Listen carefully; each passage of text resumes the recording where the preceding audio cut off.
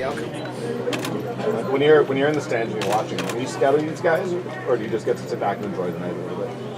Oh, this is a scouting night, no doubt. I'm analyzing how these guys are going at it. I'm planning to fight the winner, and I'm excited. I've obviously watched them. I know how they're fighting. I know how I'm going to fight them either way. But people adapt, people grow, and so I'm excited to see what comes of tonight. I don't know what to think of Vitor. He's been through a long process the last couple of years. He's changed. He's morphed a lot, and we'll see what Vitor shows up tonight. I know he's a technical guy. He's got his initial steroid burst, but beyond that, he sucks. So Weidman said he was still cheating up on stage yesterday. What was your reaction to that? I knew he would find a way to cheat. There's just a level of how much he's cheating and what he's doing. So whatever, I'm just I hope Weidman fixes the situation and gives him what he deserves.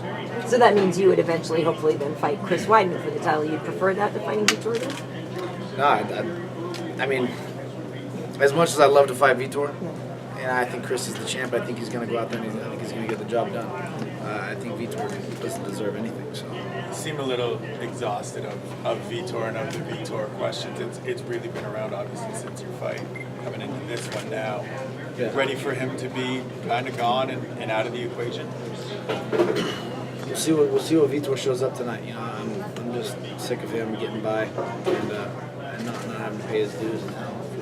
Obviously, I don't know the situation. I didn't follow it, but I heard obviously him the article. Brett doesn't Akmoda, right? I mean he doesn't post phony articles. So I mean there's obviously something behind that for what he's doing and testing, and I don't know how he gets to the fight still, but I'm not surprised. Talked about obviously there's another fight here tonight that you're very interested in with DC. What's he been like this 4 weeks coming out of the experience with John? We saw how down he was. Obviously, he was in a world title fight. What's his mindset? What's his attitude been like these 4 weeks getting ready for tonight for that second chance? I think that fight was a learning experience for him. It was a great experience. Him coming back, watching that fight, and realizing how good he did and how close he was, and I think that gave him a lot more confidence in coming back and wanting that second chance at that title. He was fired up just to work his way back up to that, and now having this shot against Anthony Johnson and another shot at the title. I think the short camp was a blessing in disguise. I think DC's a competitor. He's used to competing weekly on the highest level in wrestling, so he's always ready to go. I think there was a stretch when he first started where he had about 4 fights in like 4 months or something crazy, growing through. So I mean, he's always ready to go. I think the short camp. I think the last camp he kind of wore himself out. He kind of peaked a little too early. I think this camp he seems fresh. He seems energized and confident. I mean, he knows he's not going to get emotionally tied into this fight. Like I've talked to him about that last fight. He was very, kind of clouded with emotion and went in there and got too aggressive. This fight, he knows he needs to be smart, pick his timing, and up and down level changes, striking, kicking, wrestling, mix it all together, just outsmart. And when he fights that fight, he's pretty much amazing. As a friend, as somebody, as a training partner, what's it going to mean for you and the team to see the team captain finally get that one win that he hasn't Team captain, come on. Self-proclaimed, okay, whatever you say. Well, I mean, if he says it, I got to put it out there for him. Yeah, well, DC make you believe anything. That's right. Yeah. I love DC, and it'll be amazing for him to get that title and bring it home. It's definitely hard to put into words. It's just we've been at it from the very beginning. Living at our manager's house. I was living in the garage, and he's upstairs, and the whole place run down. And, sitting on the floor, Indian style, playing video games together. Living in the gym. We've grown. It's been a long process, and we're on top of the game, and I definitely feel like it's part of mine too. So that'd be awesome. It's very common for us, the average person, to watch a fight and say, well, he can beat him, so that means this guy can probably beat him. So Weidman fought Lyoto for this long, 5 rounds, and you did it in much, much less. So when you look at that, do you think, well, I must be able to do better, or is that not an actual factor in how that goes? I mean, I think that plays in that somewhat, but I think styles make matchups, and and definitely, every fight's different. I think DC matches up very well with Anthony Johnson. I think it's going to be an easier fight for him than it will be for John Jones, truthfully. I think matchup-wise, and so I mean, I think Weidman's going to be a great matchup for me. So it's hard to put that. Why do you think that Weidman, being the champion and proving himself, always seems to be below the radar in popularity? He doesn't seem to have the popularity among the fans that some other fighters do.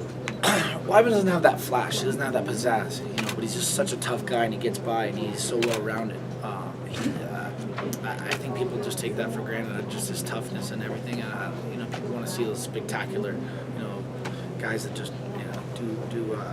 have those intangibles. I don't know if he has. It's tough to say. I wouldn't say he doesn't have intangibles, but I mean he's good everywhere. But he just doesn't. He's like the Paul Bunyan. I don't know. He's like a lumberjack out there. He just goes in there and just handles business. It doesn't look spectacular, but he gets the job done every time. He's undefeated. He's the champ for a reason. The guy's got heart. He's got determination. It's will. Would you be a flashier champ? Would you be better received, do you think, by the fans?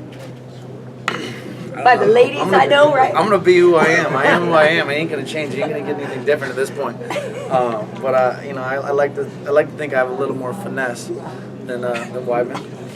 UFC talked to you about story time with Luke Rockhold. Yeah. I know, story time, right? I just got yesterday. into full story time. I was like eating up my minutes on the story time. I was like, I should probably cut this short. I'm sorry. Yeah.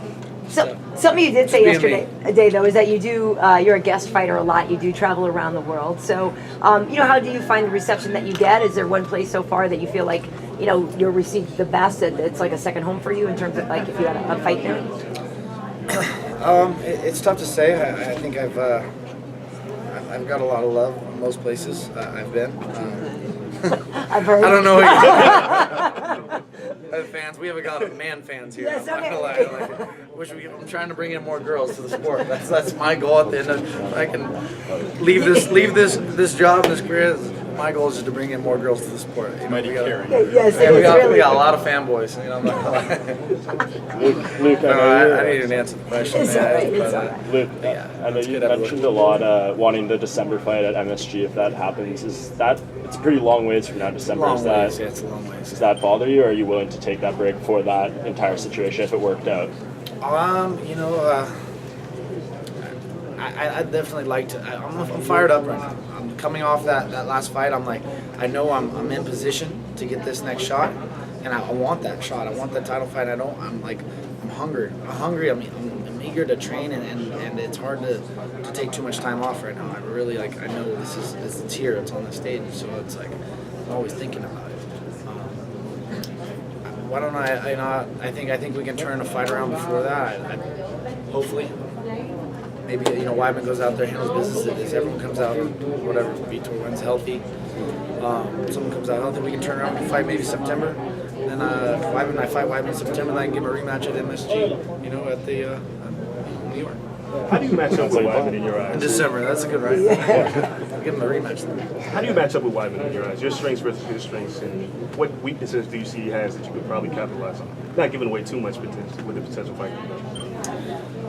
Weidman's tough. He's well-rounded. So am I. He's a great wrestler. I think he's got some probably better offensive wrestling than me. But I think that's going to be a non-issue. The wrestling he takes me down. He's going to put himself into trouble. He's got good grappling, but I think I'm better there too. On the feet, he's technical. He hits hard. He does things, but I know I got more finesse. I have better footwork. I'm gonna work around him, and I think the takedowns and the ground game is probably going to be negated, and we're going to take it to the feet, and I think it's going to bring the best out of me. I don't even think I've really completely let it go, and I'm just getting warmed up. I'm excited to have a real fight, and I know Weidman will give me that fight where I can get to the later rounds and really show you who I am and what I'm made of. I've had a lot of short fights here in the UFC, and I never look to take a longer fight, but I think I get better as the fight progresses, and I think I can take him out on the feet. I really believe I'm just it's a great matchup for me stylistically. And I don't think the ground game's going to be an issue. If he wants to take me to the ground, I'm more than welcome to oblige. I've always foreseen that fight as kind of a stand-up fight.